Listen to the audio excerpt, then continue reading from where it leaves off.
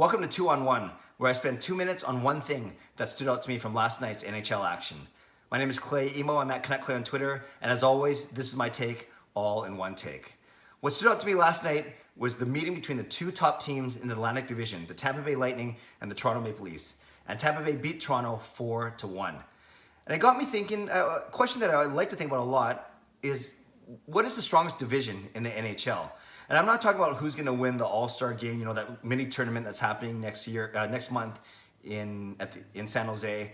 I'm talking about team by team, which division has the strongest teams? Which division would you say is the toughest?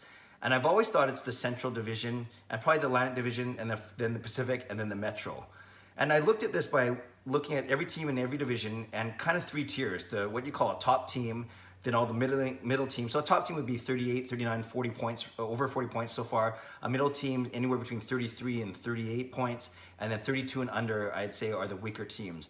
And the Central Division comes out on top because they have Nashville, Winnipeg, and Colorado in that top tier. Then they have Minnesota and Dallas in that middle tier. And then St. Louis and Chicago behind.